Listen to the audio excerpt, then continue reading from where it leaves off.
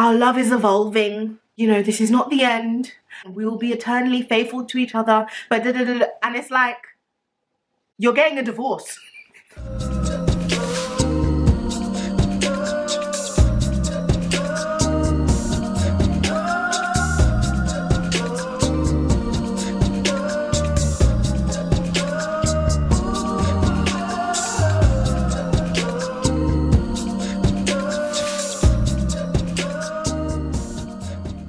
Hey guys, welcome back to our channel. We are Velvet Devotion, aka Mr. and Mrs. B.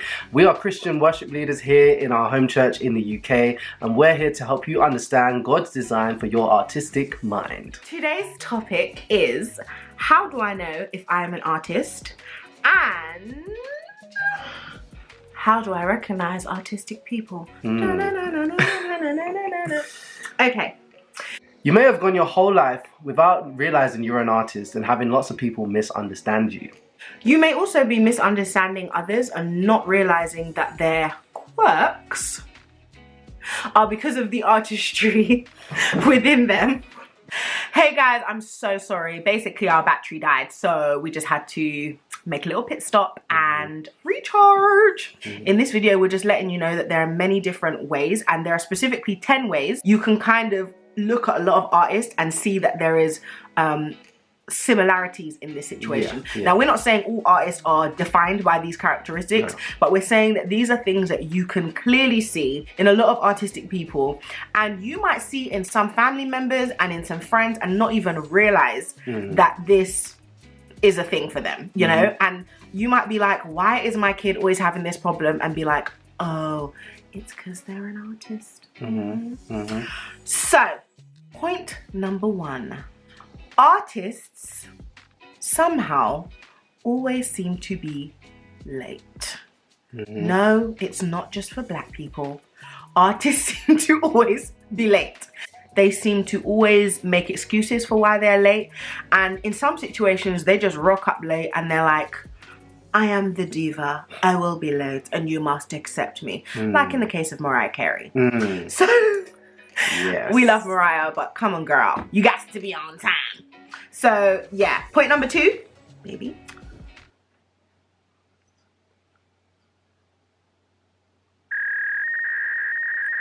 So yeah, a lot of what? I was just blinking uncontrollably for no reason.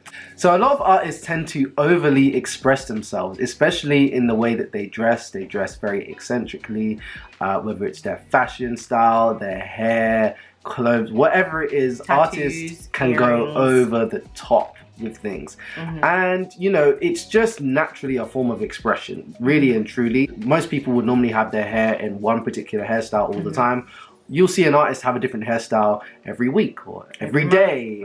Do you know what I mean? It would literally be something that they would always be like, oh, I want to change this, I want to change that, because they're very expressive, very passionate people. So yeah. And by the way, in this video, we're not saying what we believe is right or wrong. We're just saying what might be a symptom is what might help you to see that someone is an artist. Yes, you know? So we're not saying that tattoos are right or wrong. We're just saying at this point, this is something that can help you to understand that maybe if you see somebody with excessive tattoos, it's not just because they're crazy. It might be because they're a very artistic person. We will get onto all of those types of things later on, and we'll talk about what God's word says about them. But in this video, we're just talking about how you can discover what this person might be. So, point number 3. Artists can be perfectionists. They can tend to pay meticulous attention to detail. Attention to detail. Don't cuss me. I hear you judging me. They can tend to be very specific with how they do things, and their perfectionism can be in so many different things. It can be, you know, from tidying their house to doing specific work in a certain type of way. And you hear a lot of the time in industries, there are certain types of people who are like, this must be done a certain way, and that must be the situation. Over the top. Over the top. Over the top. And usually they actually need this in a lot of scenarios, because in order for you to be a certain level, you actually need to have some sort of perfectionism within you. So it's not necessarily a bad thing. Again, it's not necessarily a good thing. It just depends. We're just letting you know that this might be a trait that one of your friends, family member, or some people in the industry might have. Like Donnie McClurkin, he is known for being on time, on point, and perfect. Same with what he's doing. What's his name? Franklin. Kirk Franklin. That's it. Okay. So yes, perfectionism, big thing. Point number 4. 4. So in the opposite fashion, artists can also be very messy. Yes, they can. This might seem like a contradiction, but in our experience, a lot of artists... Why are you telling me to pause it? I can't pause it. So yeah, in our experience, a lot of artists can be like an extreme mix or weird mix of the two. They can either be one end of the extreme to the other end of the extreme. Really messy or really clean or somewhere in between, and have particular wants and desires on either side of the spectrum. So there might be like, oh yeah, I need my bedroom to be a free flow environment. That's what it is, isn't it? A free flow environment where everything can be where I know it is. To the outside person, it looks terribly messy. And then somehow in their work, they have to do everything exactly the way that they want it to be. So it might seem weird to the outside person. Absolutely. So point number 5, artists tend to be very sensitive and very emotional.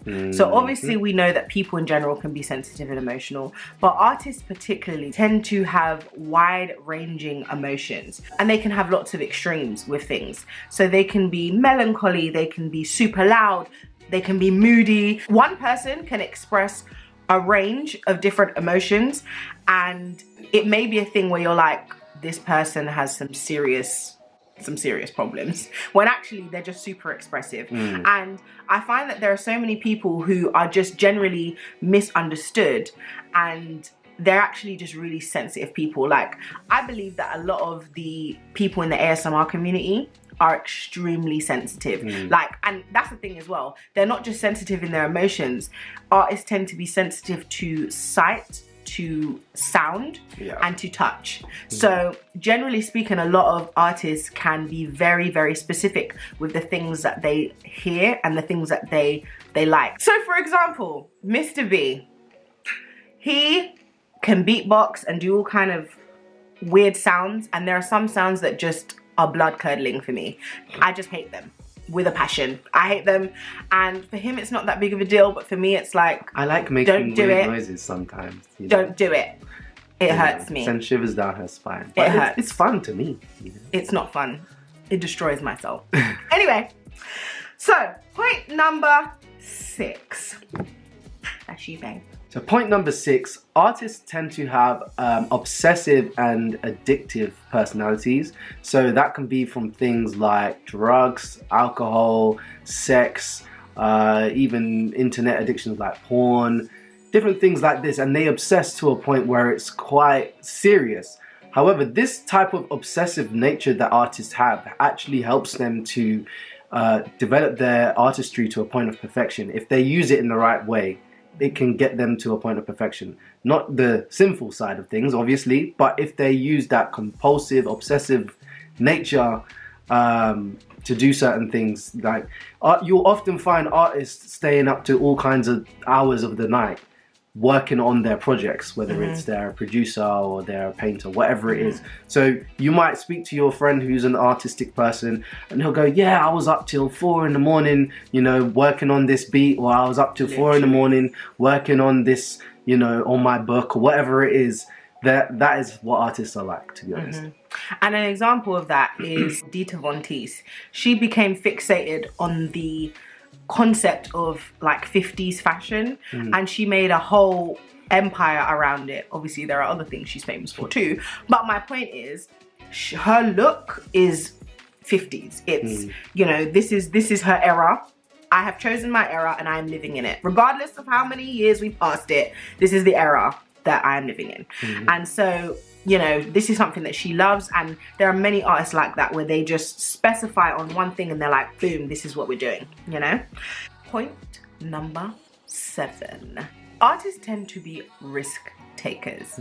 So artists usually tend to do things that don't seem to make sense to others. They believe in their craft so much that they will oftentimes do things that make no sense to other people, and they will bet on themselves. So 2 really good examples of this is one, Tyler Perry, who literally spent all of his money into his own production company when nobody knew who he was, and he decided, you know what, I'm going to bet on myself, and it was an excellent investment. But then there was another person, Sylvester Stallone, who was literally homeless. He was homeless, and the last thing he sold was his dog, because he had no food. He had to, you know, he had to live, and basically he was so passionate and so enthusiastic about Rocky that he was willing to do anything it took to get it on the big screen, and that paid off for him as well. And it's funny because we look at this and we go, well, I don't know anybody who's done anything that extreme, but artists do extreme things all the time, and it's usually because they believe in their heart that there's something in them that needs to come out, and whatever this thing is, it needs to be done. It's to describe it, it's kind of like the passion is so much boiling up inside them that they feel like they're going to explode if they don't do this thing. Absolutely. Like, you'll find that a lot of artistic people won't stay in jobs for very long. Yeah, they'll leave their job. They'll leave their job just like that, because they'll move out of home. They feel like, I just have to do this thing, and it's so, the desire to do it is so powerful that they are totally convinced that they need to go and do this thing. Whether it's a good thing or bad thing, we'll discuss that later, but it usually ends up producing something quite amazing a lot of the time. And it's usually things that other people can't always understand. Like when Sylvester Stallone was doing Rocky, it was like, everyone what was is like, this? what are you doing? What are you doing? Why are you being crazy? And as we know now, it was one of the best things that he could have ever done. It shot his career, you know, and it was amazing. But to all the people in his life, it was like... It's like the concept of security just went straight out the window. It's Absolutely. Like, security? Who needs that? You and know what I artists mean? will often put security out the window for these things. Yeah. Point number 8. Artists can tend to be overthinkers. May sound like a contradiction again, but this usually comes from them trying to have perfection in their work, being perfectionists. They will think about something over and over and over again in an obsessive manner. And to the normal person, you'll be like, why are you still going over this thing? Why haven't you made the decision yet? And the reason is because they want to make sure they get it right.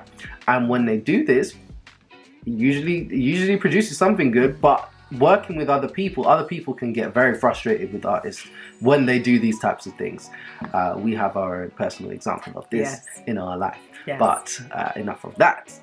And it can lead to procrastination. So if you are an overthinker to the point where you are procrastinating, that's where it can be kind of a problem. But I think, especially if you're a parent, you need to see this in your child and understand that sometimes it's something they just need to go through, but sometimes you need to push them to move faster. Because sometimes as artists, we can be our own worst enemies, because we're literally like, it's not good enough. I'm not going to put out my music because it's not good enough. I'm not going to put out my picture. I can't give in my homework because it's not good enough. What you will also find is that artists will have sat on their work for years and years and years and not let anyone heard or seen anything that they've done, because they're not that they're afraid, judging themselves. But they're constantly judging themselves, saying it's not good enough. I'm not good enough yet. It's not good enough to show people yet.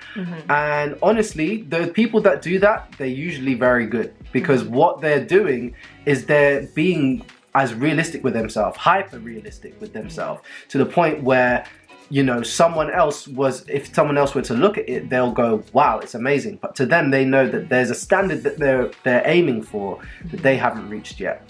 And you find this among many artists. Many examples of that. Like Normani just came out the other day saying that she has like 2 or 3 albums worth of material that she hasn't released yet because she just doesn't feel like it's ready. And in fact, I think I watched an interview with will.i.am actually, who was saying that he had lots of material done with dead artists like Prince and Michael Jackson, and he was like, yeah, I will never release it because it doesn't have their seal of approval. And I do think part of that was respect, but I also think it's like, I can't say what they would consider to be perfect, so I will never release it. You know?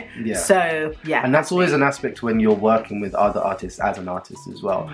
But just going back to that point of you know, artists holding on things. There's been many examples, like when you see in talent shows like Britain's Got Talent or X Factor, where someone who's come out and they're in their 40s or their 50s will come out and they've been singing or they've been dancing, whatever they've been doing it for a while. And the judges will go, where have you been? Where have you been? They will blow everyone away with their amazing they'll blow talent. everyone away. And they'll go, where have you been? And they'll just go, I just didn't feel like I was ready. Didn't feel like I was ready. This is a big 40 or 50-year-old person. Working in Asda this whole time. Working in Asda. They've been doing it on the side. They, you know, in pubs or clubs or whatever it is, bars. They've just been hidden. So, point number 9. Now, this is something that not all artists are going to have an issue with, but one of the main issues that a lot of artists do struggle with is that they are not necessarily good with the sciences. So a lot of artists have struggles with maths, and specifically maths, but a lot of things to do with maths and science. So where you might get someone who's amazing at writing a song, they might have great creativity but terrible spelling. Or you might get somebody who's amazing at playing the piano, but they're actually terrible at maths. Like, the concept of maths confuses them. And I don't know why this is, but there are so many artists who have literally come out and been like, yeah, I didn't know how to spell. There have been some artists who have come out and said, I didn't know how to read. Like R. Kelly, he came out and was like, yeah, I didn't know how to read, I didn't know how to write, I didn't know how to do anything. But yet he was able to work through other people and write amazing songs and sing them and perform them.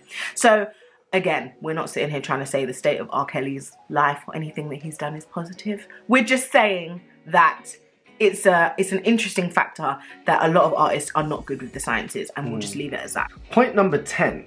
So artists usually have obvious giftings. Sometimes though, even though they're obvious, they might hide them. But things like singing, dancing, acting, poetry, whether they're good with their hands, so they might be good with carpentry, designing things.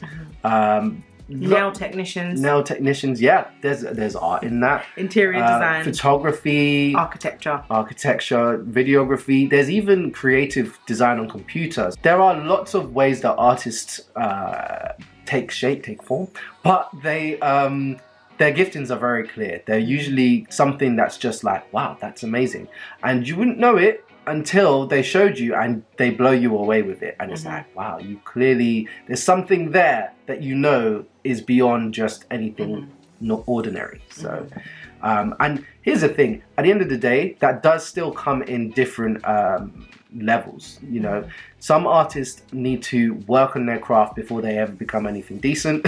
Some people step out the womb and they are perfect from the get-go. They step out the womb. They're like, and start. They're dancing already. Do you know what I mean? So, one other thing I will say about this point is that sometimes artists will meander through life not knowing what to do, and they will never admit that they're an artist, and because of that, they never know what to do. So I have a friend, for example. This girl has 2 degrees. She is clearly artistic. Like, clearly.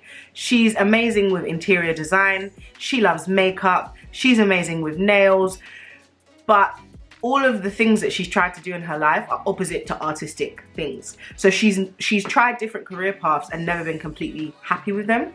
And if I said to her, you're an artist, in fact, I have said that to her, and she's like, well, no, I don't think I am. But she clearly is.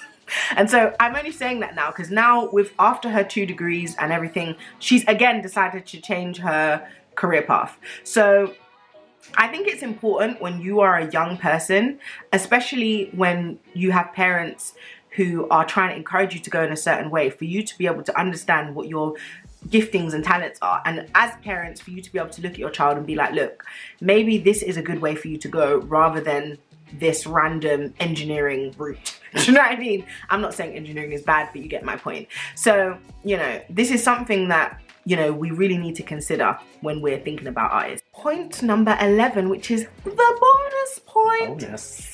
Yay! Point number 11. So this is not necessarily a good thing, but it's something that we should all be aware of. Artists tend to not take accountability in certain situations. So instead of oftentimes admitting that what they've done is wrong, they will kind of just create a flowery way of explaining what's already happened. So, for example, we've just had 2 couples that have In the media. In the media that have sadly broken up. And what's interesting about these two couples, one of them is supposed to be a Christian couple. I say Christian loosely because obviously there are lots of different definitions as to what a Christian is. But one of them is supposed to be a Christian couple and they've labeled themselves as a Christian couple, and one of them is not. But what they've both done, instead of just saying we're getting a divorce and we're really sad about it, they've basically come out and said, our love is evolving. And, you know, this is not the end. We will be eternally faithful to each other. But and it's like, you're getting a divorce. This is not, and again, we're not trying to judge these people. We're just saying this is a good example of what a lot of artistic people do. Instead of just taking accountability and being like, look, either we both dropped the ball, or one of us dropped the ball, or we both just decided, look, we made a mistake in the first place and we shouldn't have been together. They're like, this is what was meant to be, and and it's just a very flowery way of saying we made a mistake. But instead of saying that, they're like, this is our next evolutionary step in our love. And you know, that's something that we should really consider as artistic people. When you are deciding to do something, you need to fully think things through and not make a decision based on your emotions at the time. And a lot of people, like one of these couples, in fact both of the couples, it seemed like they gave a lot of thought to being together. And we're not saying they didn't give a lot of thought to breaking up, but what's fascinating is clearly something went wrong along the way. But it's important for artists to understand that it's okay when something goes wrong, and it's okay when you make a mistake, but you just need to own up to it. A lot of people, especially Christian people, sadly, will be like, yes, this is what God decided for us. And it's like, did he? But that's another story for another day. We need to, as artists, accept when we have done something wrong. And we need to understand that our mistakes don't define us, you know? That our mistakes don't define us. Unless you let them, your mistakes can't define you. Yes. And again, we're not sitting here trying to say these people are terrible people. No, we're not trying to say that, you know, we're better than them, our relationship's better. No. We're just saying it's important as artists for us to recognize that we have a tendency to not admit when we make a mistake. And, you know, it's taking accountability is something that as an artist, you can get out of with a flowery, you know, expression. And so we have to bear that in mind. And if you know people who are artistic, you have to bear that in mind for them as well, and just be like, look, I'm your friend, let's all be accountable together and understand that we made a mistake here. And that's okay, you know? So anyway, guys, that is the end of the video for today. And we're really just hoping that this is something that really just speaks to you. If you're an artist, or if you're anybody who knows of an artist who might need this encouragement. So guys, thank you so much for being a part of our journey today. And we'll see you in the next one. Goodbye.